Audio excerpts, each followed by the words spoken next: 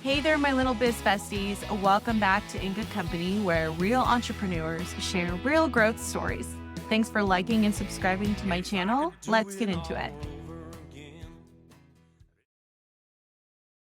Tell me about Third Arm and how that got started. People who were running businesses just needed some extra help for a short period of time. Or, in other words, they needed a third arm. A majority of the small business owner audience are self-starter entrepreneurs. And when you think about it that way, brand is really a North Star. I've realized me and the guy sitting in the corner do the same thing in a very different way. Kind of scattered DC, Austin. It's a remote, the company's leaders are all remote. So Yeah.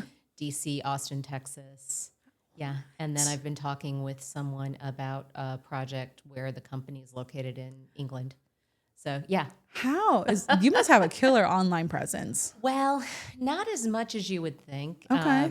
It's mostly because a lot of the work I've gotten is either through my connections from KFC, my connections from Papa John's, or my connections with Syracuse University alumni. Oh, wow. Yeah. Okay, so a little bit of word of mouth through those connections. Interesting. Well, that's as good a place if any to start, because I have spoken to. So it's nice to meet you. It's nice to meet you in person. Yeah. Yes, I'm also a Poppy member, but I am finding there are so many more Poppy members than I knew. Oh yeah. Because the group is growing. So I've talked to a couple of brand people, brand strategists, if you will. I had Holly on previously. And I find that everyone has their own way of doing things, while it's brand. So like I'm an accountant. And so when I look at accounting, I'm like, accounting is accounting. Now we all can deliver things differently, serve the customer differently. But at the core of it, there are rules. Yeah. It's accounting. But with brand, it gets a little spicy. It's a little different. And I love hearing how different it can be based on the strategist you're talking to. So I think that's a great place for you to walk me through, because you're not just talking to local people. So something you're doing is doing well in other areas. So in your own words, tell me about Third Arm and how that got started. Well, so Third Arm Consulting is really based on the framework that I've developed over many, many years of career, and everything from do-it-yourself radio promotions all the way up to big national brands. And they all have the same fundamental core, which is, I believe that the idea of brand is the sum total of all the experiences that a customer or a member of your ecosystem has with you. And when you think about it that way, brand is really a North Star. Yeah. And it's the guiding light for all of your decision making. Brand is not a logo. Brand is not a campaign. Brand is not a tagline. Brand is not a product. All of those things are part of your brand, but your brand is something more. And Third Arm really started out of a personal story and a personal need, which was when Papa John's decided that they were moving all of their commercial functions down to a new office in Atlanta. I had an offer to relocate or an offer to leave the company. Oh. And, it was one or the other. Static was not an option. Right. And my dad at the time was 95, I think. I'm not going to do the math as well as I probably should, but you're the accountant, not me. Yeah, I gotcha. And he had moved down here after my mom had passed in 2017. And at that age, I wasn't going to move him. No. And I wasn't going to leave him. Sure. So I had to figure something else out. And I did a couple of interim chief marketing officer roles for a company here in town and a company in Denver, Colorado. Okay. And I thought, well, he's going to need more of my time, and I'm going to require flexibility to deal with Yes. his 6 different doctors The and things. Medicare and all the stuff Right. that happens with somebody as they get older. Yeah.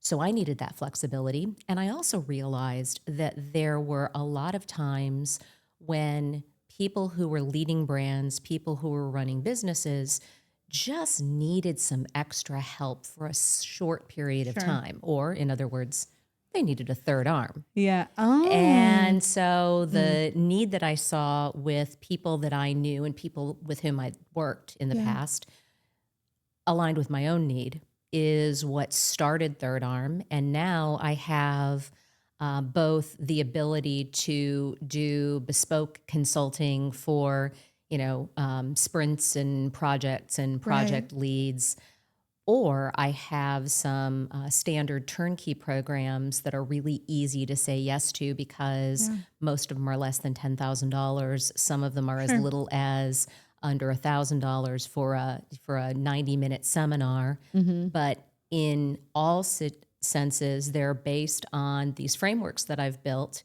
that are with your brand DNA at the core. Yeah. I love that. Yeah. Oh, I love that. So it sounds like you have different price points, meaning you're accessible. Yeah. And that was part of my goal. When you work with really big brands, that's fun. Sure. But you don't get to see your impact every day. And working with smaller emerging brands, working with small businesses. I love working with women-owned businesses. Yeah. And immediately getting the feedback of, oh, we tweaked this, we changed this, we did this. And guess what? We got this result and we're so excited by it. Oh, it's such a good feeling. Yeah. I worked with a pre-seed, so before they even raised any money, brand where they thought that they were going in with a package, a name, and a few other things. And they said, we want to figure out how to use this package and we want to figure out what to do around this name. Yeah. Well, we did a half-day seminar. We brought a whole bunch of people around in the room that knew a little bit about their business or knew a little bit about the category. Yeah. And we went through some exercises, and what we figured out was that there was this core of something that they hadn't even talked about, that it was 100% authentic to the founder and a very important attribute to the product. Interesting. And they'd never even considered it. So after our half-day session, they ended up changing the name of the company to reflect it. They did away with the packaging. Okay. They did away with the name that they thought they were going to use in favor of something that was closer to this idea that we'd come up with. And they actually used it as the theming line for the video they made to show investors. All these domino effects of one just kind of clarity session. Yeah. And sometimes with brand, I remember as a new business owner, I was by myself. It was just me. I was the brand. But I didn't look at it like that. I looked at it like I don't really know who I am when it comes to business. And I don't know how people perceive me yet because it's just me. And I didn't, I start with 0 clients. And it wasn't until probably year 3 or 4 where I started feeling said lack of brand. Yeah. And it wasn't obvious. It wasn't a slap in the face. Someone didn't come to me and say, "What's your brand?" I was just like, "It's me. I'm the brand." It was kind of a chaos feeling. Trying to think of the ideal client, your client avatar. And I started thinking more about colors and fonts and feelings, which is foreign in the accounting world. Sure. Like, why do we need feelings with numbers?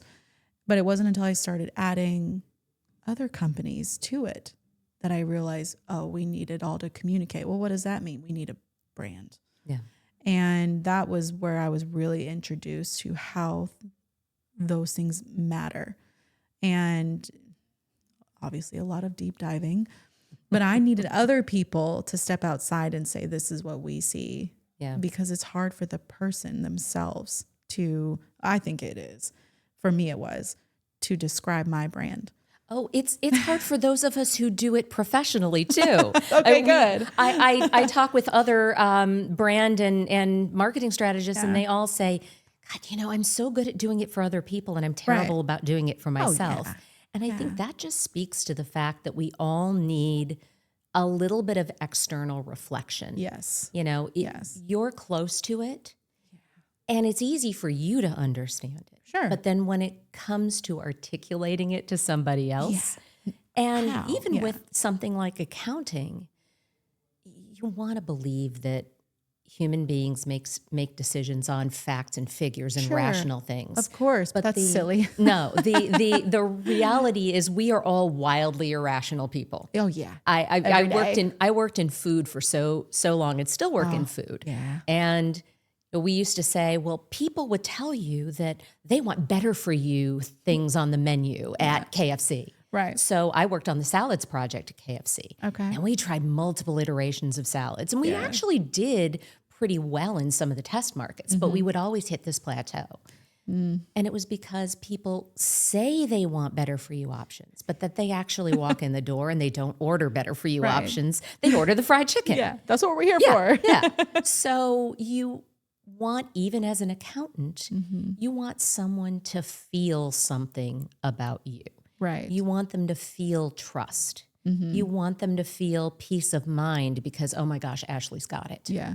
She's got me. Yeah. You want those feelings. And that's actually, you get at that through a technique that I call laddering, or at least I do. Okay. And laddering starts with who your ideal customer is. And as evocative and as much of a description as you can get about your ideal customer, you want that.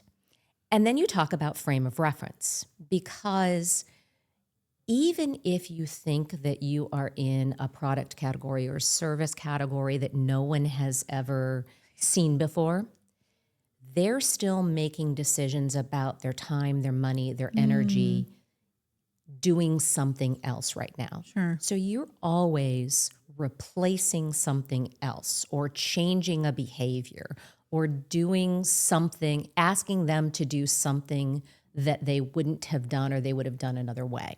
So you want to build what that frame of reference is. Yeah.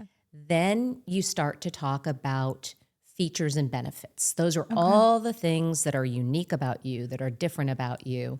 I would also say those play into what I call your brand DNA, the things that make you really unique and different and that nobody else offers. Right. And then you ask questions and you say, okay, well, those features and benefits, what do they do for you? And then those are what I call your functional benefits. They are the things that your features and benefits allow your customer to do. Very rational, very factual. And you can probably get to some really good ideas and conversation and positioning and marketing things from that. But where the real magic happens is where you go another step up the ladder and you say, okay, well, if you have these functional benefits and they do these things for you, well, then how does that make you feel? And usually you can at least get to one level of emotional benefit. Yeah. You feel energized. You feel happy. You feel relieved. You have peace of mind. You are enthusiastic. You're ready to take on the world. Whatever those are, sometimes you have to stop there because, as I used to say, we sold fried chicken. We weren't selling the cure for the world. Right. But we definitely were doing something that helped in an emotional way. In my case, the key to repositioning the fried chicken category at the time, the family meals category, was that our target audience was busy moms. And what she actually feared was that the family meal that she grew up with, that idyllic everybody around the table connecting and talking, that was disappearing because everybody was so busy and everybody was eating in shifts and all this stuff was going on. So How do you bring if it I back could together? if I could bring my family together around a table and actually interacting, then I feel like I'm a better mom. Ooh. And that was the magic that unlocked things. Yeah. And that's what benefit laddering does for you. So everybody can do it. And it's not magic. Yeah. But sometimes, again, when you're so close to it, you need a foil to bounce off of and talk to you about. Usually when we did benefit laddering, even at KFC or Papa John's, we'd have 3 or 4 people in the room. And then when we get to a ladder that we really liked, we'd bring a couple more people in and say, how do you think, where are you questioning this? What do you think? Yeah. That's so good. Because every time I feel like I speak to a brand strategist and think about our brand as a company, as a firm, as a podcast, even, we have too much going on sometimes. I find that We're women. I mean, I know every time I sit down and I'm talking to husband, I'm like, I feel like I've got a handle on things. He's like, please don't tell me you're about to start something new. Like, it's the perfect time. Oh, yeah. But I find that talking about my brand is difficult. But when you talk to my assistant, I mean, she is biggest fan, knows the things, can describe our brand to a T. Now she also does our marketing, like all the social media stuff. So yes, it is her job. But when we would get on the phone and they would say, how do you want people to feel? Like, how does someone feel when they work with you? And I'm like, well, hopefully nothing, because they shouldn't be thinking about us. I don't want them to think about us. I want them to think they've got it and not think about it. My assistant, Tiffany, comes in and she's like, they need to feel like we just gave them a hug and that it's going to be okay. I'm like, interesting. So there's so many layers. Yeah. Brand is so many layers. It's complex. You mentioned DNA chat. There sounds like there's several things that goes into this DNA, as DNA is. We've got the ladder situation. Yep. And the ladder is around how you get to a position and get to a way that you want to connect with people. Okay. The DNA is more fundamental. Okay. It is the elements, and they can be feelings, they can be beliefs, they can be products, they can be things that are symbols or concrete, but they're the things that make you you. And if you take them away, it ceases to be you. And that's sometimes tough to get at. And so I've got a bunch of different techniques that I do depending on the brand, depending on the company, that gets at those. But you start with those. And I always use one of the examples from my time at Papa John's, which was one of our DNA elements was a belief that we always give something a little extra. And you test that, and then you look to extend it by then asking the question, okay, well, how does that DNA element show up in the business now? And one of the most visible ones was the garlic sauce and the pepperoncini that goes with every pizza. Every single one. And you pressure test that by saying, okay, well, has there ever been a moment where you took that away or you did anything different? Right. And it was a non-negotiable for the 30 plus years that Papa John's had been around at the time. They never stopped doing that. Interesting. And there was this mad love, this incredible passion for the garlic sauce in particular. Yeah. And so, it's great stuff. And so we use that as a jumping off point for lots of ideas, both product and campaigns. And that's what you can do when you have a DNA element like that. You've got the idea that we always give something a little bit more. Does it work across the business? Yes, because not only was it showing up in our garlic sauce, but we had just announced at the time that we were offering college tuition to our full-time employees through Purdue Global. And they had a way to pursue degrees as long as they had worked for the company for a certain amount of Met years. Some standards. We had some standards. But, that was a little something extra that people didn't expect when you went to go to work for a pizza company. Oh, yeah. So it worked across lots of areas of the business. But we took that garlic sauce as a hallmark of that DNA, and we said, okay, what could we do for product? Ooh, spicy garlic sauce. And we introduced spicy garlic sauce, which is still my favorite, by the way. Yeah, I is still it? order it. Yeah, anytime we order Papa John's, I'm always ordering like 2 spicy garlic sauces, not just one. My husband loves it, so we're big fans of that. Yes. So, and then we actually took it across things like our social media. So we started randomly awarding special garlic sauce, jugs of it, to our super fans.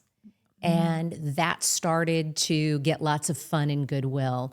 I think the high point, though, was when we saw Chrissy Teigen, when she was pregnant, post about garlic sauce. And we had a social media person who sprung into action. And less than 24 hours, she had DM'd Chrissy, found out that the woman who answered all of Chrissy's DMs was her mom, told her that we wanted to send Chrissy a bunch of stuff, got an address to deliver it to, assembled this crate of swag. But the centerpiece of it was the jug of garlic sauce, where our graphics department had made up a custom label that looked exactly like our garlic sauce label. And it said, Chrissy's special garlic sauce, John hands off. That's amazing. And I think the whole thing may have cost us $250. Okay. With shipping and everything else, maybe a little bit more, but not that much. Yeah. We had an entire day across Chrissy's Instagram stories, her Facebook, all of her social media. Twitter was a thing at the time. Yeah. And that was worth millions. Sure. For quick thinking, knowing who we were, knowing what to lean into, and then actioning it quickly. Right. So back to the foundation. Yeah. The brand, the foundation, your DNA led to a revenue increase. Yeah. So, for sure. I don't want to skip past that, because sometimes brand feels like when I get to it, Right. which is wild, because I was that person. I'm still growing. There's definitely not money for me to even stop and think about what makes us unique. We're just doing a service. Like, this is just accounting. Like, let's not get wild. Yeah. And I'm not trying to be one of the big four. I'm just your local guy, right?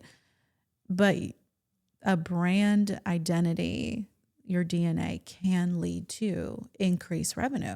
It does lead to increased revenue. Yeah. If you, I always say the keys to unlocking growth in revenue, customer, and loyalty are all already existing inside the DNA that makes you unique and different.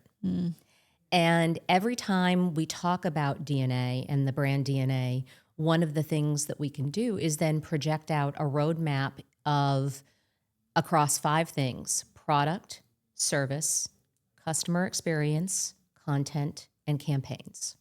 So 5 different avenues that you can unlock what's unique and in your DNA to produce one of those things. Products lead to revenue. Services can lead to revenue and or loyalty. Campaigns lead to new customers. Everything that you want to achieve to grow a business already sits inside your DNA. You just have to think about how to unlock it. The strategy that goes in that it can feel overwhelming. Yeah, it really can. There's a lot of different ways. And sometimes it's just the story of and the process of laying it all out. Because as soon as you start to lay it out, you put it on a whiteboard, you put it on paper, it becomes a little less scary. Yeah. It might still be overwhelming because there's lots of things to pick from. Sure. But then comes in, all right, well, what will make the most impact to you in the next 90 days, in the next 6 months? How do you want to organize these based on what feels easy to do, what feels close to do, and then there's a technique that I learned from IDEO. So I have a certificate from IDEO, which is this big product design consultancy out of the West Coast. And one of the things that they taught us was the idea of saying what would need to be true. So you can look at all these possibilities, Right. and you can say, okay, what would need to be true for me to tackle that?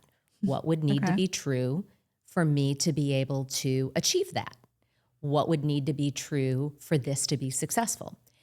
And that can just help you start to narrow down and prioritize, because I'm certain that there are some that you might say, well, what would need to be true is I need to have someone else. Okay, well, let's start stacking up these 3 or 4 things Yeah. that say, if I have someone else, then I could execute these, and these would result in Y revenue. Right. And what that does then for you is you've already started to frame up the business case for when you might want to hire another person. When I've tackled these 3 things and I'm at this revenue milestone, oh, look, I've got these 4 things that I've already identified that are things that would help my business, and they're the things that someone else would execute. So we're teeing up. If we want to hire someone, these are the things we do to hire someone. When that person comes in, here are the things they're going to start with. And here's the outcomes that they're going to have on their plate. And so you can almost do the cost benefit analysis at that point of hiring the person, paying the salary and benefits and all the other things, because you're going to have these outcomes. And all of a sudden, your brand strategy has become your business strategy. And that's how I think brand as your North Star really helps guide your business. Right. And I think when there are a lot of options, when you have your whiteboard up, I love a whiteboard. I get little chills thinking about a whiteboard. There are a lot of different ways to go. If you're essentially a service-based business, and I speak to myself, but I know shockingly, a majority of our audience, it's 50-50 men and women that listen to this show. That shooketh me. I was, you just never know where you're going to, who you're going to attract, even if you have intention. But a large percentage of our audience are business owners, small business owners. Yeah. A majority of the small business owner audience are self-starter entrepreneurs, service-based entrepreneurs. And we're talking mostly the trades. Again, so shocked. And so out of the trades, we've got the plumbers, the electricians, the accountants, performing a service. And when they think, I speak for the people now, apparently. Absolutely. You're speaking for your customer. You're speaking for the people. Audience. Yeah. They think about expanding. They think, well, I know who we are. We've got a solid brand, and we want to grow this year. And we sell services. How would we expand besides getting more customers? Because getting more customers means hiring more people, which means now all we're doing is this. Yeah. So if someone, me speaking for the people, come to you and say, Melissa, of course we want to grow, but we don't want to do this. Right. What are some things that you could suggest maybe looking into, so we don't get into the game of we get more customers, we hire more people, but we're not actually growing? Right. If that makes sense. So the first thing that I always start with is how can you provide more and or better service to the people who already know, like, and trust you. So if, for instance, you are a plumber and you have repeat customers who call you all the time, can you sell them a subscription? Can you build an offering where you help them with maintenance? Sure. So that you prevent some of the problems that make them have to call you at 11 p.m. on a Saturday when the toilet is backed up and overflowing. It's always on a weekend. Always on a weekend. Oh, yeah. It happened to me during Christmas before about 3 hours before a bunch of people were supposed to come over for a party. Yes, it did. So, that's always how it happens. Yeah. And what you're then doing is you're moving from I trust you to I'm going to give you peace of mind because I'm going to be with you on a regular basis, troubleshooting and doing all the things to make sure that you don't have to call me at 11 p.m. on a Sunday night because something's happened. And if you do have to call me, then think about getting a second number. And it's a priority number. It's a bat phone for your members, for your priority pass, your VIP customers. Sure. That's one way then that you both smooth out some of your work from the emergencies and the things you can't plan to some things that you can plan. And you're gaining growth from the people who know, like, and trust you. So you're not necessarily having to find new people. Right. You're loyal customers. And I think people are very, they feel okay about subscriptions at this point in life. It feels like a lot of things are on subscription. It's a predictable cost. People can get down with that. Our business is basically a membership, a subscription. They pay monthly, and things are built into that. So finding a way to further serve your already raving fans. Right. Okay. And for those already raving fans, having an additional offering to make them feel even more like a VIP customer. I love that. And you can even go so far as to send them videos by email or have them on a special SMS or a WhatsApp chat or whatever the preferred platforms are for your particular customer. Just sending them things about, hey, have you checked this? Hey, something to make sure that you get, that your drains always stay open and clear is to do these 3 things. Okay. There's lots of things that... Little value add. Yeah. Well, and I think especially tradespeople and people who perform services like accountants, like, whomever, there are things that you just innately know that you take for granted Every day. Yeah. but that people go, oh, wow, I've never thought about that. Or, oh, that's so right. And you think, well, I'm just talking about this thing I know and this thing I like. And yet it's fantastic. And you take 30 seconds and you put that on video. It doesn't have to be polished, doesn't have to be perfect. It's just you talking about this thing. Chatting. And and they go, oh, that was really great. And again, it builds the relationship.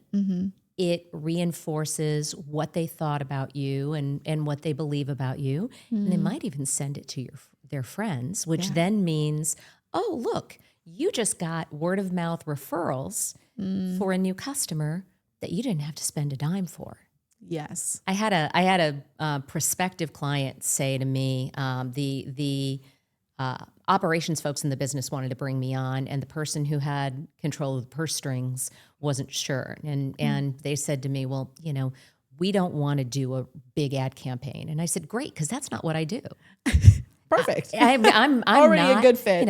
I'm going to help you figure out how to make that dollar you spend go even further. Do you want to get 50% or 75% more out of that dollar that you're going to spend on whatever it is that you're marketing? That's what I help you do. Yeah, I love that. So it's things that you don't even think about. I have a journey with AI, and as we all do. And I'm playing around with AI, and I've never been the tech person. Same.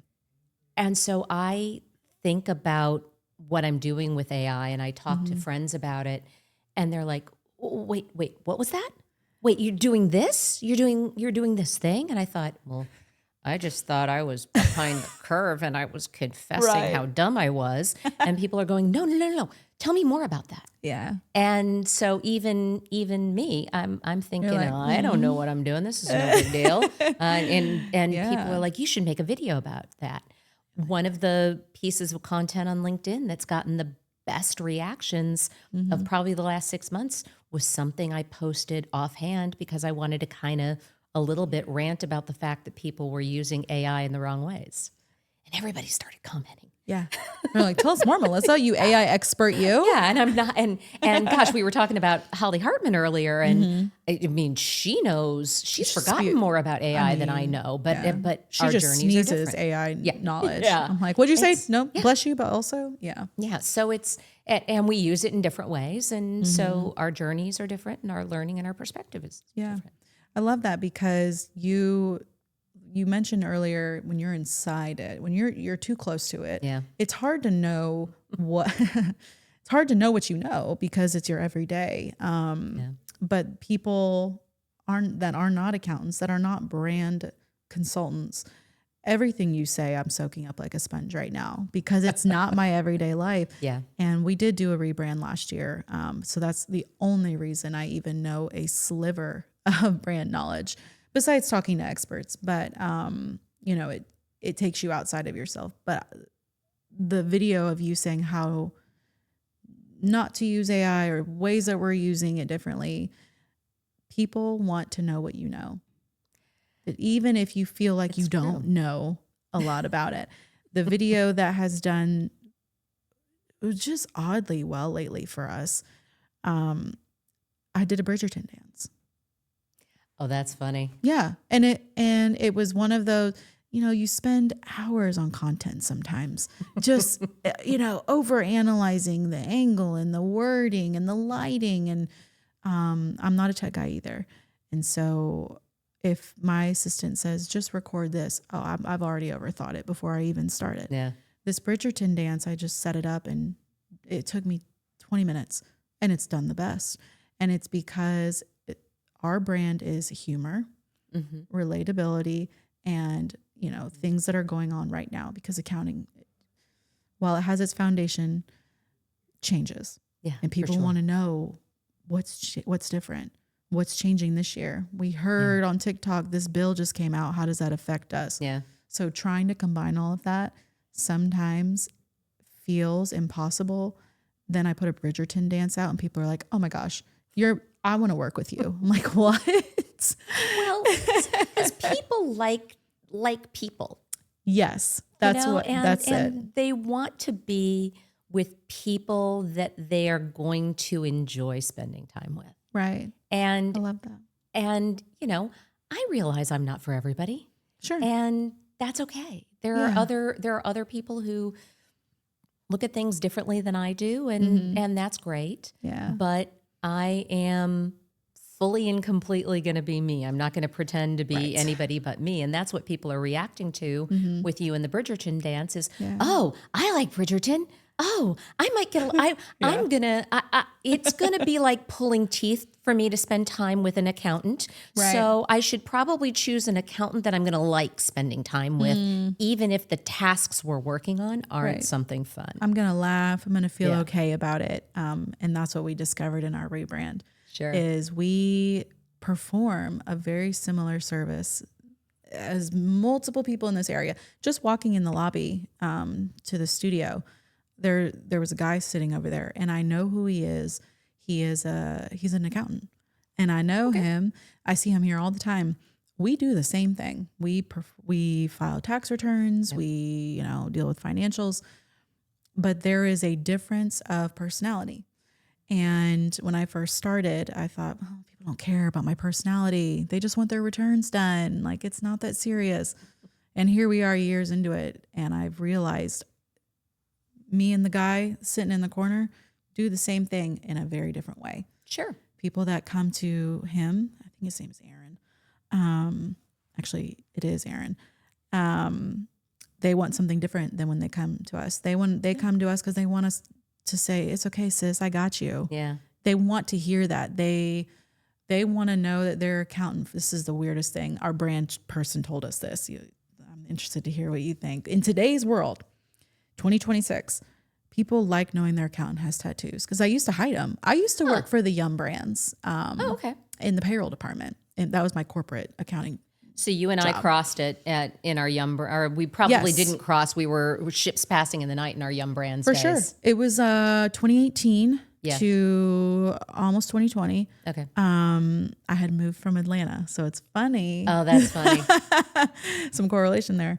And I worked at it looked like a black site, kind of. It was You were the black ops accountant. I was. It felt like it when I drove up into the parking lot, and it was just this white building with like very little sign situation. I was like, You're like, working for the FBI place? here? Or it was just Yum Payroll. And so anyways, back then 2018, I would have to hide all tattoos. We weren't allowed to have any kind of non-natural hair colors, which I didn't, but it still felt restrictive. It was so weird. Now, this was for our office specifically. It might have been different. I don't even remember. I don't remember seeing it one way or another for KFC, so I don't remember if that even was in force. Right. But, and it might have just been our black site had special rules. But it was a lot of rules. You couldn't show tattoos, and you had to wear certain things and whatever. But today in 2026, I've had multiple clients tell me, I just love showing up to our meetings and just see that you have tattoos. It makes you feel relatable. That matters. It's not the what, it's the why. Yeah. And the why was they can relate to you. Yes. And that means that they feel comfortable. Right. Where I thought you were going is that your brand person was going to say that accountants are therapists. Oh, yeah. Yeah, we do get that too. Yeah. That is something about tattoos can go either way. So what we found with our clients is either something where they feel like, oh, that's a little too hardcore for me. And my tattoos are flowers. Mm-hmm. It's not like And I noticed Snoopy. And I got too, a little Snoopy. Which I love Snoopy in Woodstock. Yes. It's awesome. It's nothing super hardcore. But tattoos used to feel like a certain kind of person. Yeah. Now it's, oh, you have tattoos. I feel like I can tell you anything now because you're just one with the world. Like you get me. And it always shocks me. Well, now I can tell you about, when I was 10, I really struggled with money, and now I'm 22 and I'm finding all these money mindset. And I'm like, whoa, like we're just here to talk about like your business. Just need to know this so that I can file your taxes. Yes. But it does feel like a therapist. So I love that you talk about these are all parts that make us who we are. Yeah. This is just part of what attracts people to us, which was wildly different than what I thought I would attract. Sure. I thought the trades are the guys that will come to me. They do see tattoo and they're like, yeah, she must be really good at accounting. Yeah. It's like this crazy thought. So I want to switch gears here because as someone that worked in food, there was a lot of food work. I also saw on, the information I was sent that there's a little bit of Shark Tank talk on there. Yeah. So I actually got called in by an agency, which is how I find some of my clients is especially small specialist agencies like digital studios or creative studios, or if you specialize in one thing that, as opposed to like big ad agency, Ogilvy, or even locally like a Power Creative or Doe Anderson or whomever, you may not have all of the strategy people that a big agency would. And so a client comes in with a brief, and as an agency, typically you're asking, okay, well, I need this data, or what do you know about this, or what do you know about this? And they may find out, oh, nobody at the client side has ever thought about it this way, and nobody's ever pulled it together that way. Yeah. And, there's nothing wrong with that. That's not bad. It's very typical because somebody's working in the business and they're growing the business and they're involved in the business. And typically they're going to say, okay, we have salespeople and we might have people who create content. And we might have somebody that we call the marketing person, and they're executing on the ideas that we come up with. Yes, very familiar. But nobody's gone a level up and gone, okay, if we want to get here, what do we have to do now and at the next point and at the next point to get there. Yeah. And so I got called in, and this happened to be a Shark Tank funded wellness CPG brand. Cool. And what does CPG mean? Consumer packaged goods. Okay. So think about our friends at Procter and Gamble up the road. Oh. Think about beauty products. Think about your water. Right. Okay. You know, whatever. That's something you can buy in a store on a shelf. And now, even more so, you're buying on Amazon or you're buying direct to consumer or things like that. Gotcha. So this happened to be a product that was sold in a lot of different places, but they had, they wanted to go from $20 million to $100 million. Oh, and they came, and they came to this agency with the idea that they wanted to improve a number of things about emails and website and everything else. Yeah. Well, the agency is great at what they do. And the client is having a lot of success, and the company was having a lot of success. Okay. But the connective tissue to help the agency do their best work and help prioritize what they do first, what they do second, what they do third, was missing.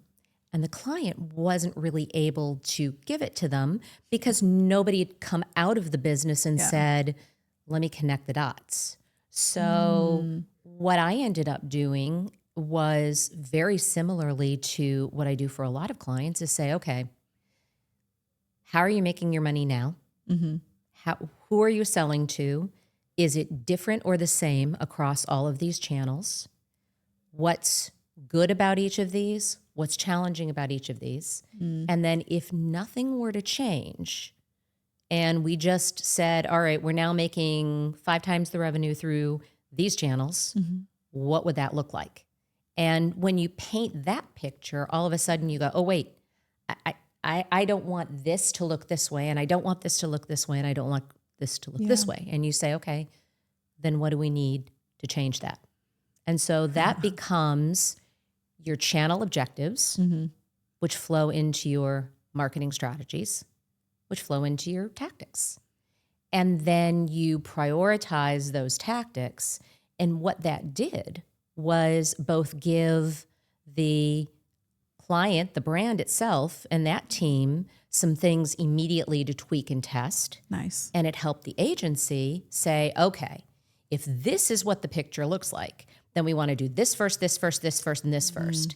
And then we'll wait on these things because you only have this much money to spend. Right. And it just created a lot of clarity. And I was really happy with the fact that I dove back in and looked at their Amazon homepage, and the client had already changed their Amazon homepage, which was great because now unfortunately I didn't get to hear how it did. Sure. But we're just going to say it did really well. But it definitely brought the thinking in. So, it's the principles of this apply no matter where you are.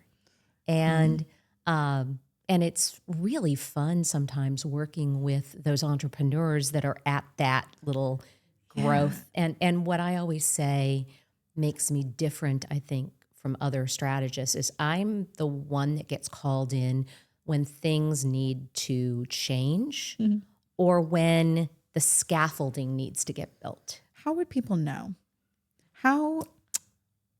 I guess, because obviously everybody needs you. Everybody, that is obvious. How would people know?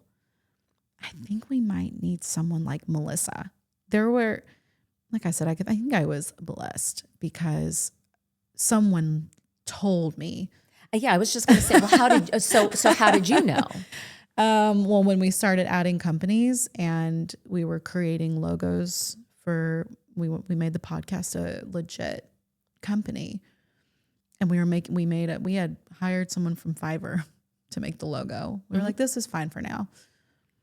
But then when it started making money and we wanted things to connect more, we wanted to turn this into a lead to the firm, which will then lead to our courses and our books. Right. We were like, oh, this is not cohesive. Someone told me, actually, a guest I was like, brave girl. You got a little free consultation. Yeah. I was like, that's all brave, good. Nikki, but I hear you. Said, oh, I had no idea these all connected. And it was humbling because it was on camera. So I was like, oh, let's talk later. Someone told me it didn't connect. I didn't know it from a consumer standpoint that it didn't make sense because it made sense up here. I was like, what do you mean? Of course it's girly and I'm a girl and these are all my things and they all have Chamberlain in them. I don't know. I know. So someone had to say it. Yeah. I was too close to the sun for it.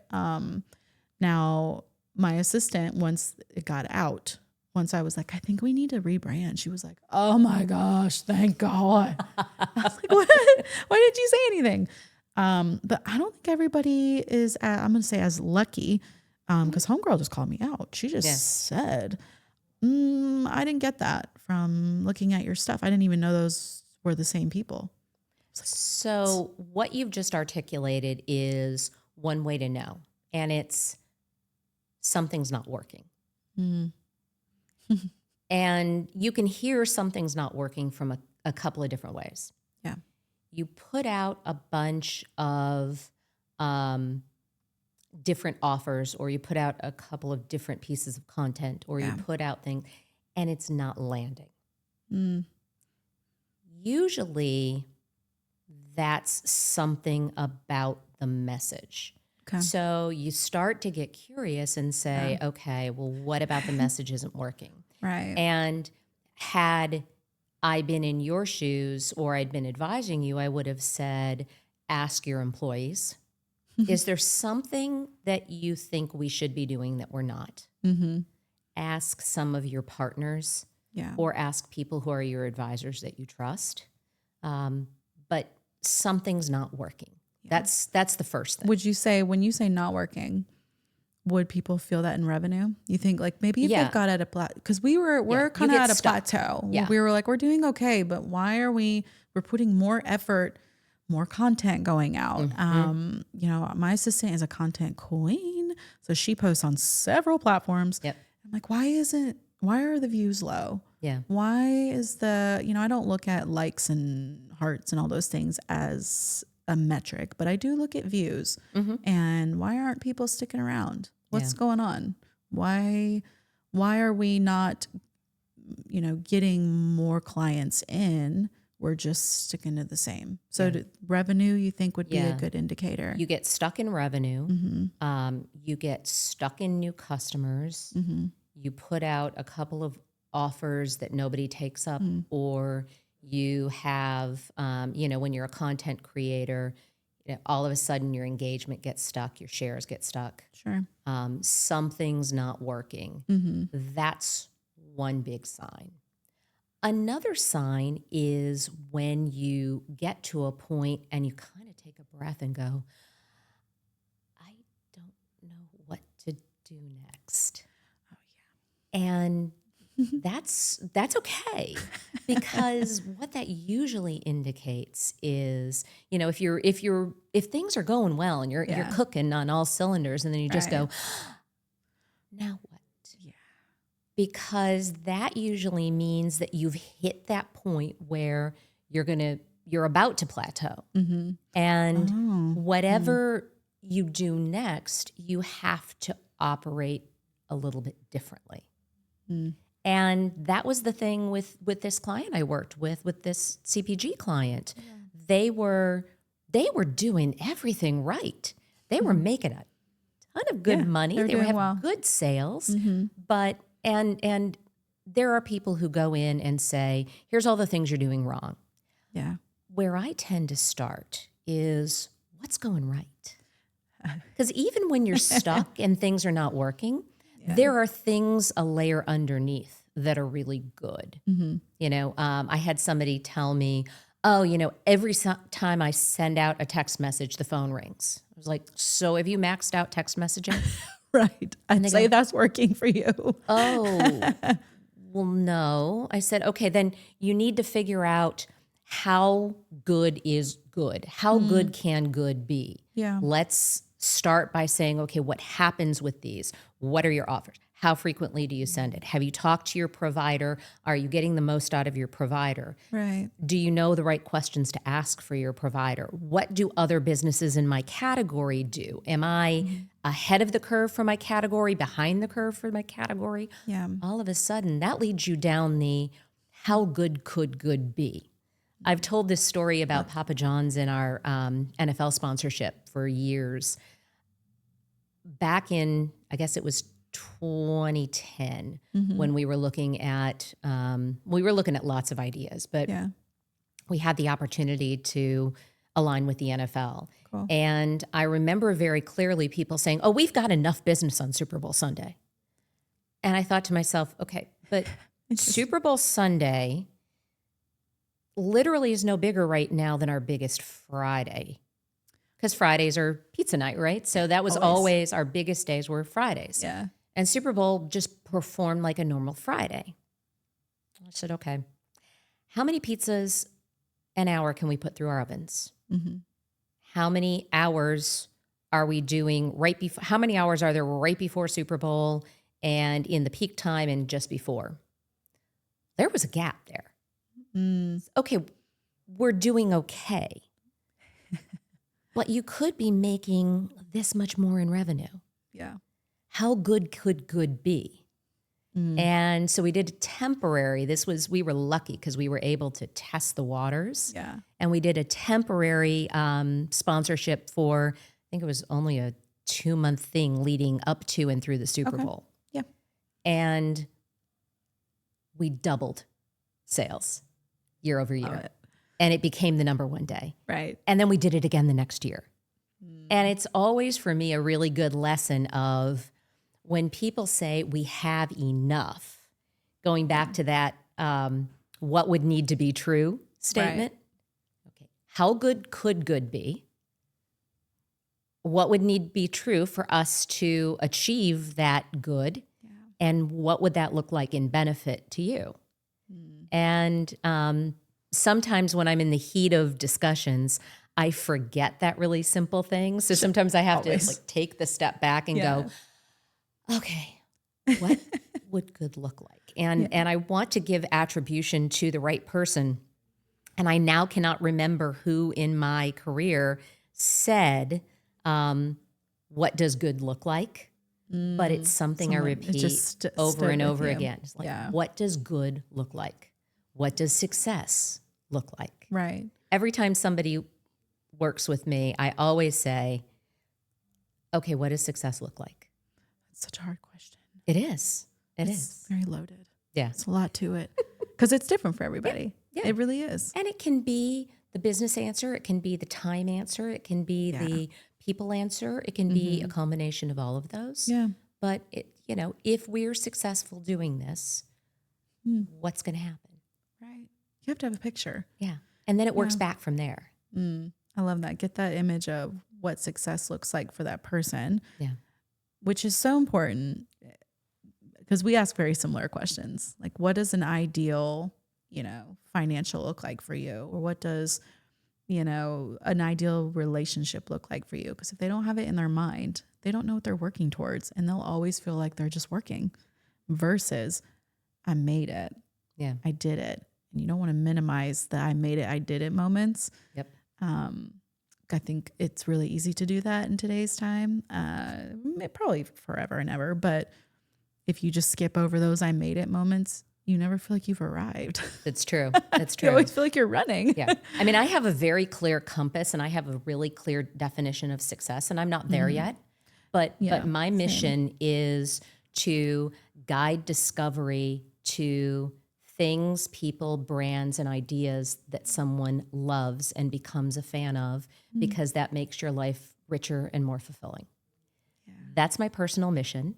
And it's what I love doing. And it's why even just personally, I can't wait to talk about a restaurant that I love or a group, because I love music, this group that I found that everybody's got to listen to. Yeah. But my business success will be when I reach a particular milestone that allows me to continue to support my family in the dreams and the lifestyle we want, but also that I want to be able to have a personal foundation to give to charities, Yep. because that's really important to me. And I do giving now, but I want to be able to make that a little bit bigger and a little bit broader part of what I do. And I want to have a fund that I start angel investing, in particular women and underrepresented founders in food, beverage, hospitality, and entertainment and sports, which are all my passion places. That's you. That's what makes it. So, I know when I get to that point, I'm going to be very happy. Yeah, we made it. Yeah. Oh, I love that. I love that. Everyone is going to hook up with you. What I would say, would you say a website is the best way? I would say, yeah, you can email me They through want my to start website. working with you. Yeah, 'Cause there were a lot of like, what do they call them? One-liners? Yep. That people are going to say, there it is. Yeah, what's great is if you go to getatharm.com, Okay. GETA, spelling out third, THIRD, arm.com, getathirdarm.com. There's a place to book an exploratory call. There's some links to some things I've done. Okay. And I'm actually going to be introducing a new, really super accessible product. I'm going to do only a few a month to start with until I see how they work in. But I have a go-to-market strategy template that you can plug into. I've been told by someone who used it that you can plug it into a custom-built GPT or project or AI thing, and it'll get you about 80% of the way to your go-to-market plan. And so I'm going to package that toolkit along with an hour and a half custom consultation with me. Fun. Yeah, so I'm only going to probably do about 10 of those to start, just to see how they work with my schedule. But you'll be able to see the packages that I have, my brand DNA mining and my brand springboard, which are my standard programs, as well as a lot of other things that I can help with and consult on. Yeah, and there are a lot of different price points. So I mentioned that at the very beginning, you were it's an easy yes. Yeah. Which I can very much relate to, because I always want people to feel like it's a no-brainer. Yeah. I never want them to feel like I'm overselling things they're not ready for. So we kindred spirits in that way. So we'll go to the website, get a third arm. Why would that felt hard to say, get a third arm. We're going to put it in the show notes for all of those. Getathirdarm.com. Yeah, that felt like that was hard to say. It's going to put it in the show notes. And we're done. We made it.